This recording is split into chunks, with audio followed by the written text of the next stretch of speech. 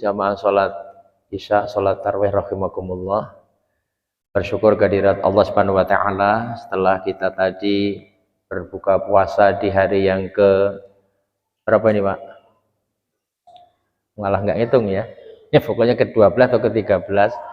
Insyaallah kita masih bisa bertahan dan mudah-mudahan di hari-hari berikutnya akan lebih sempurna lagi puasa kita. Amin. Salawat dan salam Allah tetapkan atas baginda Rasulullah Muhammad sallallahu alaihi wasallam, kepada keluarga, para sahabat dan kita sekalian yang senantiasa istiqomah dalam mengikuti sunnah-sunnahnya ila yaumil qiyamah. Amin ya rabbal alamin. Bapak-bapak dan ibu-ibu serta jamaah rahimakumullah, pada kultum kali ketiga ini ya, karena semalam tadi pagi sekarang saya akan menyampaikan nanti tulisannya atau pandangan orang yang mewarnai kehidupan dunia ini, tapi sayangnya pikiran itu tidak bagus, yaitu pikiran kebohongan. Jadi yang namanya kebohongan itu sebetulnya bukan ada dimulai di bumi ini, Pak, ternyata. Bohong pertama kali itu terjadi justru di surga ternyata. Bohong pertama kali.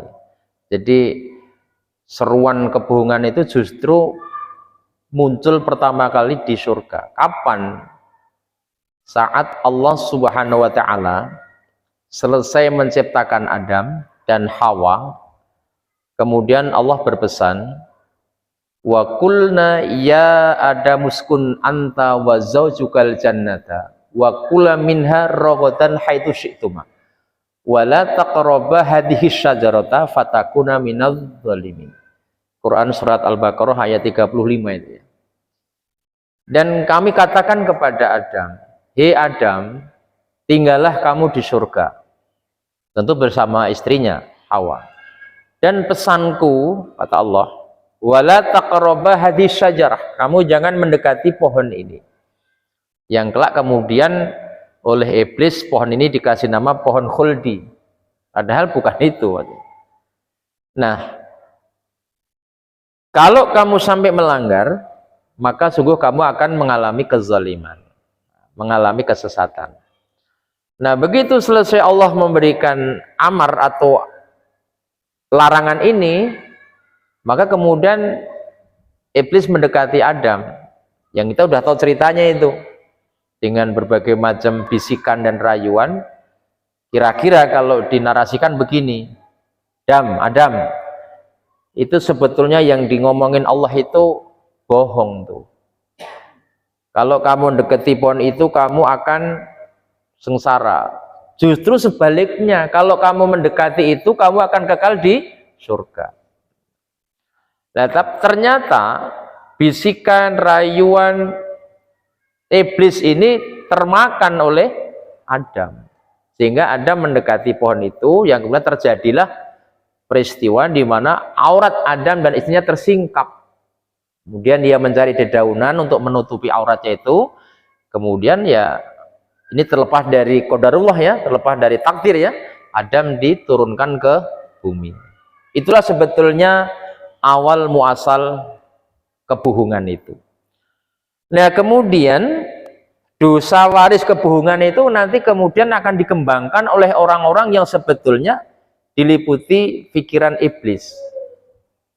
Ya, misalnya nanti bapak-bapak akan membaca salah seorang tokoh namanya Paul Joseph Goebbels. Mungkin pernah dengar nih ya. Paul Joseph Goebbels. Paul Joseph Goebbels itu hidup satu masa dengan Adolf Hitler, yaitu penguasa Jerman atau kaum Nazi ya. Lah Paul Joseph Goebbels ini orang yang dikenal sebagai propagandis, orang yang ahli mempropaganda. Dia kalau bicara itu bagus, bisa mengagitasi orang, bisa membuat orang itu terperangah, saking pinternya mengolah bahasa. Nah, apa kata dia? Kata si Paul ini, sesungguhnya kebohongan yang diulang-ulang dipropagandakan terus menerus, itu nanti lama-lama akan dianggap sebagai kebenaran. Jadi sesuatu yang nilainya bohong itu kalau terus dipromosikan, terus diujarkan, terus dipromos, itu nanti dianggapnya benar. Nah, inilah teori yang kemudian dikatakan dengan nama big lie, kebohongan besar. Dan gara-gara teori Joseph Paul Goebbels ini, maka dalam catatan sejarah, Nazi di bawah kepemimpinan Adolf Hitler itu mampu membantai tidak kurang 600 juta bangsa Yahudi di Eropa pada kasus Perang Dunia Kedua. Nah, mungkin bapak-bapak dari kemarin nanya, kok ini Pak Sutino kok yang ngomongin kok malah tokoh-tokoh kafir sih? Gitu. Kenapa nggak ngomongin hadis ayat itu? Enggak, Pak. Saya hanya ingin mengatakan bahwa sesungguhnya kehidupan dunia ini dari awal sampai akhir nanti akan selalu ada kebohongan-kebohongan yang dilapis, dikemas demikian cantik sehingga orang meyakini itu kebenaran. Itu seperti yang digerakkan atau dikembangkan oleh teori Paul Goebbels ini. Dia mengatakan gini, kurang lebih, kamu nggak usah percaya kepada orang-orang ahli intelektual itu, nggak usah percaya. Orang-orang yang dikatakan cerdik, pandai itu, dia nanti akan hilang kecerdasannya kalau sudah bersanding dengan kekuasaan. Itu dia ngomong di abad keberapa itu, Pak? Di zaman Hitler itu. Orang-orang yang sebelumnya cerdas, punya legalitas ilmu yang tinggi, itu kalau sudah bersanding dengan kekuasaan, dia tiba-tiba akan tumpul dia. Dan sekarang kita akan bisa melihat bagaimana orang yang sebetulnya diharapkan bisa memberikan pencerahan, itu kemudian hilang. Kenapa? Dia tertutup dengan kekuasaan. Itu bahayanya. Sehingga nanti yang diangkat kebohongan-kebohongan. Nah, bahayanya Bapak Ibu sekalian, teori Paul Joseph Goebbels ini ternyata bukan hanya berkaitan dengan kehidupan biasa. Dia juga masuk dalam ranah politik. Dia juga bisa masuk bahkan dalam ranah agama.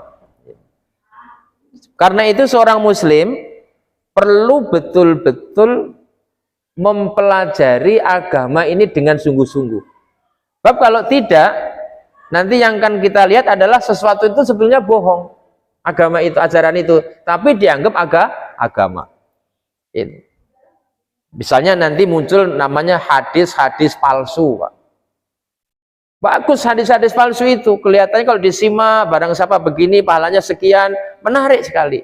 Tapi begitu didekati dengan ilmu, itu hadis palsu. Karena itu klasifikasi hadis itu kan namanya hadis sahih, hasan, dhaif. Kalau di rombongannya yang sahih itu kan nanti ada mutawatir gitu ya. Yang hasan masih bagus lah, yang dhaif ini kan ada yang dhaif masih bisa ditolerir, ada yang dhaiful jiddan namanya maudhu. Ini yang sangat membahayakan kaum muslimin sehingga banyak orang beramal seolah-olah benar. Padahal dia tidak dituturkan agama. Ini adalah kebohongan-kebohongan. Loh, mungkinkah agama ini ada unsur kebohongan? Saya akan kasih salah satu contoh. Ketika orang ditanya ma huwal barkun, apa buruk itu? Ya. Yang sering dipahami oleh umat, buruk itu kuda seberani dengan postur tinggi, bulunya merah, kepalanya berwajah wanita cantik, pakai mahkota, ekornya bagaikan burung merak. Ini tertanam kepada anak-anak. Nah, sampai di pasar-pasar itu ada orang jualan buruk. Padahal bukan itu buruk itu. Al-barkon itu artinya kilat. Baca Al-Baqarah awal itu. Bagaimana tentang bentuknya? Allah yang lebih tahu. Ini ketika kita bicara peristiwa Isra wal Mi'raj. Jadi maksudnya begini, jawab rahimakumullah. Puasa Ramadan dengan segala pernik-perniknya itu adalah salah satu misinya adalah untuk mentarbiyah kita. Maka di antara 4 tarbiyah puasa itu ada namanya tarbiyatul ilmiah, yaitu pendidikan agar umat Islam betul-betul di dalam beragama ini mendasarkan pada dalil atau ilmu. Misalnya gini Pak, jangan pernah kita bertakbir kecuali ada tuntunan dalilnya, misalnya. Walaupun itu ibadah. Sebab apa? Karena di Quran surat 17